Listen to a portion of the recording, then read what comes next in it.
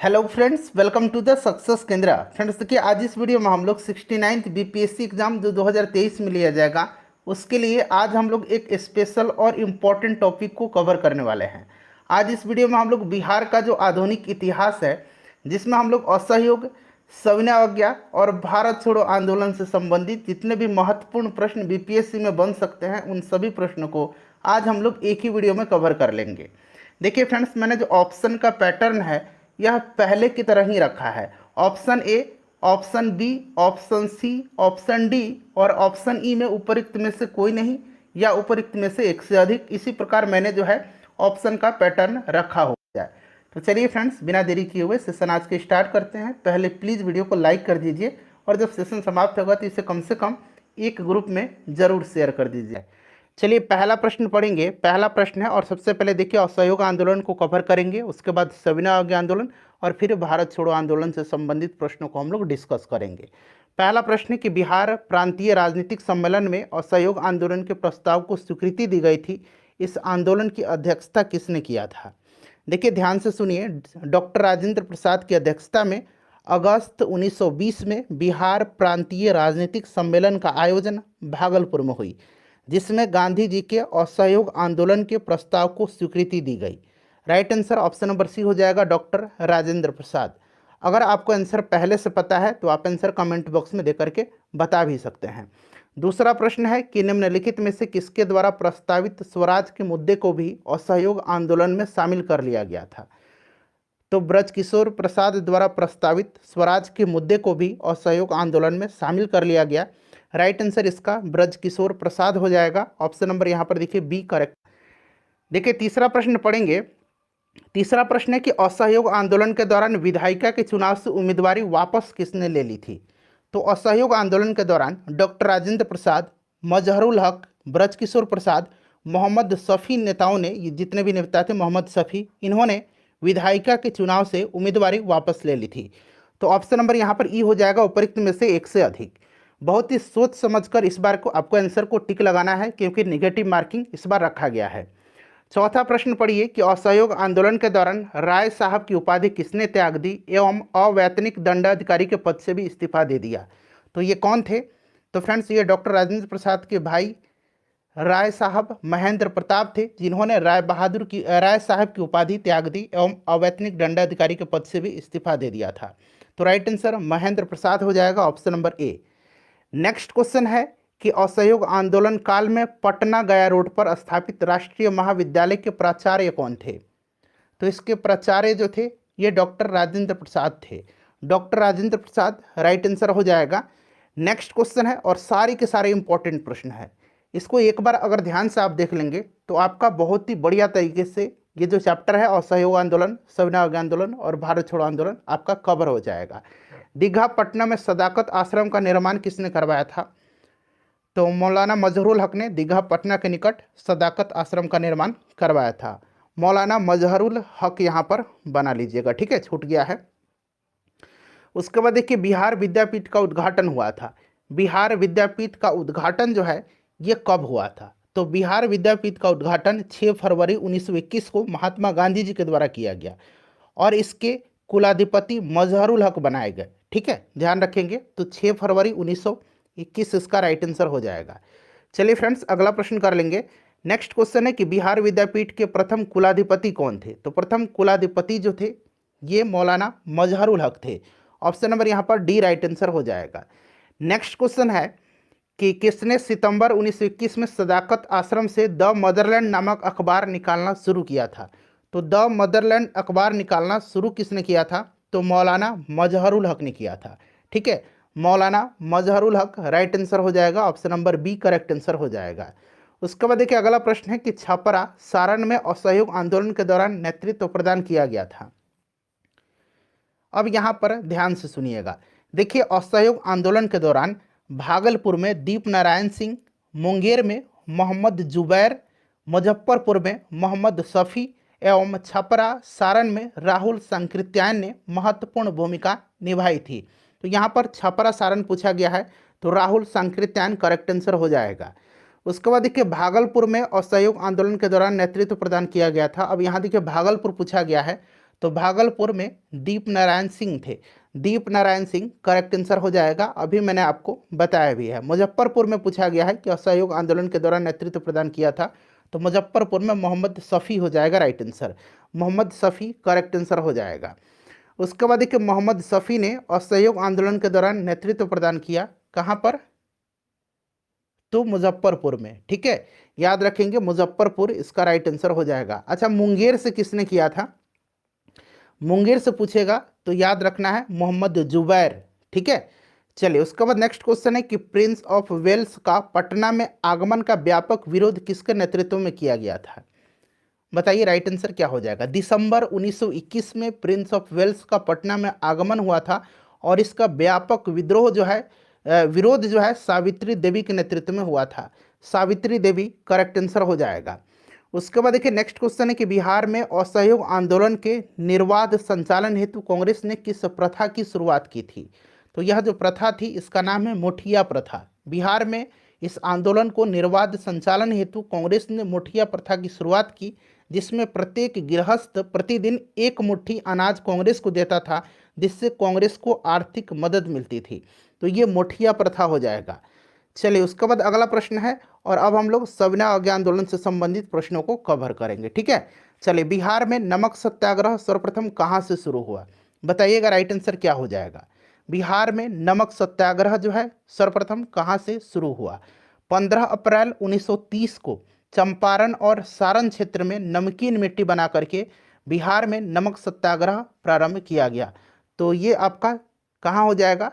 तो सारण और चंपारण, देखिए कहाँ पर दिया गया, चंपारण और सारण, ऑप्शन नंबर बी।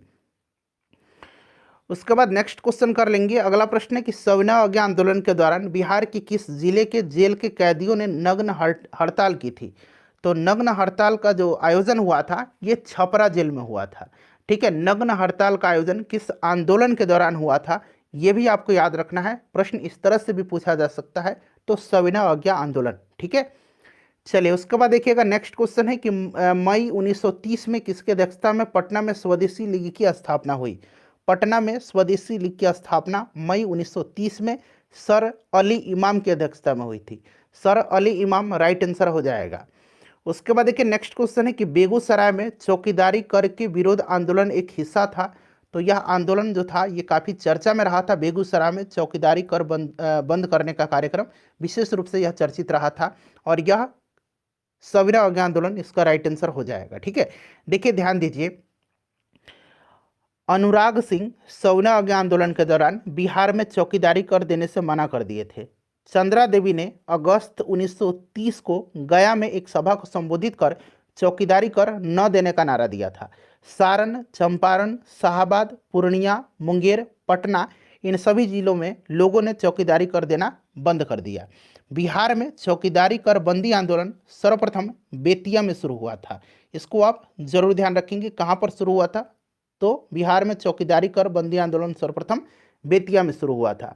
देखिए बिहार में चौकीदारी कर बंदी आंदोलन सर्वप्रथम कहाँ शुरू हुआ था? तो अभी मैंने आपको बताया बेतिया, पश्चिम चंपारण में। अगला प्रश्न कि चौकीदारी कर बंदी आंदोलन के प्रणेता कौन थे? तो अनुराग सिंह सविनय अवज्ञा आंदोलन के दौरान बिहार में चौकीदारी कर देने से मना कर दिए थे। अनुराग सिंह राइट आंसर हो जाएगा इसका। उसके बाद देखिए बिहार में सविनय अवज्ञा आंदोलन से निम्नलिखित व्यक्तित्व जुड़े थे। सविनय अवज्ञा आंदोलन से बिहार के जो प्रमुख व्यक्तित्व जुड़े थे ये डॉक्टर राजेंद्र प्रसाद थे, ब्रज किशोर प्रसाद थे, कृष्ण बल्लभ सहाय थे, अब्दुल बारी इत्यादि लोग थे। तो उपरोक्त में से एक से अधिक इसका राइट आंसर हो जाएगा। जितने भी मैंने आपको नाम बताए हैं ये सारे नाम यहाँ पर दिए गए हैं। चलिए फ्रेंड्स, प्लीज़ वीडियो को अब तक अगर आपने लाइक नहीं किया है तो लाइक कर दीजिए। देखिए 1927 में पटना युवा संघ की स्थापना किसके नेतृत्व में हुई थी? 1927 में पटना युवा संघ की स्थापना मनिंद्र राय के नेतृत्व में हुई थी। मनिंद्र राय राइट आंसर हो जाएगा इसका। उसके बाद देखिए पटना में अंजुमन इस्लामिया हॉल में 6 नवंबर 1932 को आयोजित अस्पृश्यता निवारण से संबंधित सम्मेलन की अध्यक्षता किसने किया था? तो 1932 को सूरजपुरा के राजा राधिका रमन प्रसाद सिंह की अध्यक्षता में अस्पृश्यता निवारण संबंधित एक सम्मेलन का आयोजन किया गया था। ठीक है, बिहार प्रांतीय बोर्ड का स्थापना भी हुआ था 6 नवंबर 1932। ये दिन आपको याद रखना है। तो राइट आंसर आपका राजा राधिका रमन प्रसाद सिंह ने। उसके बाद देखिएगा कि बिहार प्रांतीय बोर्ड की स्थापना किस वर्ष हुई थी, तो अभी मैंने आपको बताया कि 6 नवंबर 1932 इसका राइट आंसर हो जाएगा। उसके बाद देखिए नेक्स्ट क्वेश्चन है हमारा, माफ़ कीजिएगा, हाँ यहाँ पर ये वाला हो गया। उसके बाद देखिए ये वाला प्रश्न करेंगे कि सविनय अवज्ञा आंदोलन के समय, थोड़ा सा जूम कर देता हूँ ताकि और आपको स्पष्ट दिखाई दे। हाँ अब चलिए, सविनय अवज्ञा आंदोलन के समय 15 फरवरी 1932 को बिहार में किस स्थल पर पुलिस की गोली से 15 आंदोलनकारी की मृत्यु हो गई। यह प्रश्न करंट से भी रिलेटेड है। देखिए बिहार सरकार के द्वारा 15 फरवरी को शहीद दिवस मनाए जाने की घोषणा की गई है, और यही घटना है तारापुर में जो घटना हुई थी, आपको भी याद होगा। ठीक है, चलिए तो ये आपका तारापुर गोलीकांड थी, तो राइट आंसर इसका तारापुर हो जाएगा, ऑप्शन नंबर सी। ठीक है, इस आंदोलन के दौरान, सविनय अवज्ञा आंदोलन के दौरान 15 फरवरी 1932 को बिहार में तारापुर गोलीकांड की घटना हुई थी, जिसमें 15 आंदोलनकारियों की मृत्यु हो गई थी।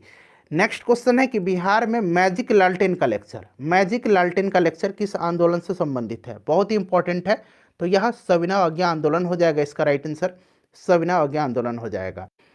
चलिए अगला प्रश्न है, इंपॉर्टेंट है, आजकल जो है इस तरह के प्रश्न पूछे भी जा रहे हैं कि सविनय अवज्ञा आंदोलन के दौरान किसने बिहार में मुजफ्फरपुर के सत्याग्रहियों को अपने हाथ से यह कहते हुए तिलक लगाया कि मैंने दांडी यात्रा पर प्रस्थान करते समय महात्मा गांधी को इन हाथों से टीका लगाया था, आज उन हाथों से मैं आपको टीका लगाकर इस महान कार्य में योगदान देने के लिए आपको रवाना करूंगा। तो यह कथन जो है यह आचार्य कृपलानी का है, ऑप्शन नंबर यहाँ पर बी आचार्य कृपलानी हो जाएगा। ठीक है, चलिए इंपॉर्टेंट है, ध्यान रखिएगा इसको।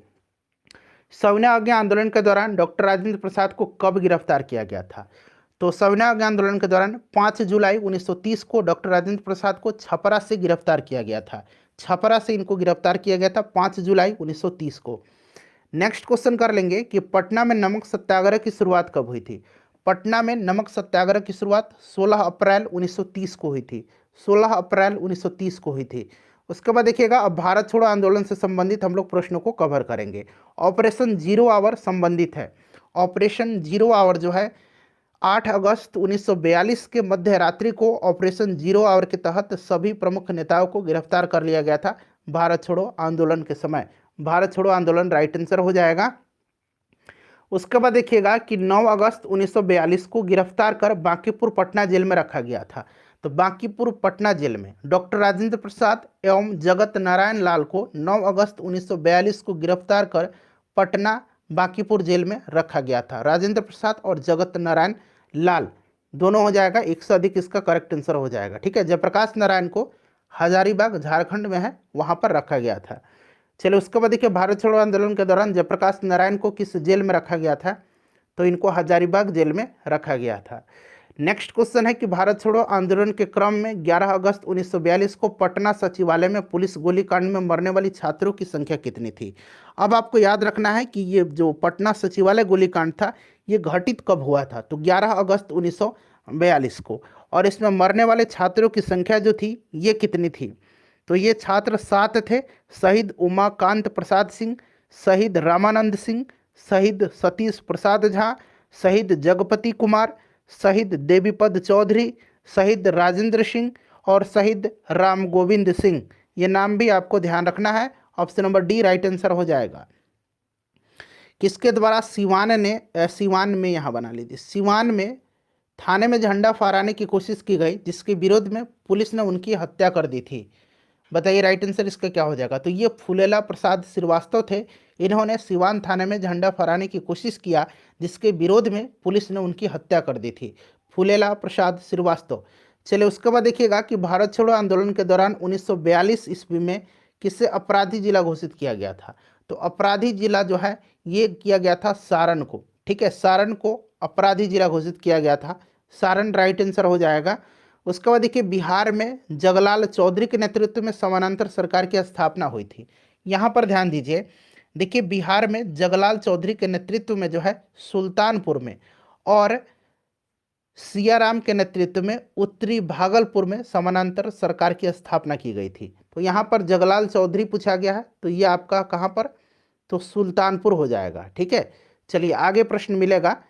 भारत छोड़ो आंदोलन के दौरान बिहार में किसके नेतृत्व में उत्तरी भागलपुर में समानांतर सरकार की स्थापना हुई थी, तो अभी मैंने आपको बताया था सियाराम सिंह। ठीक है, उत्तरी भागलपुर में सियाराम सिंह और सुल्तानपुर में जगलाल चौधरी के नेतृत्व में समानांतर सरकार की स्थापना हुई थी।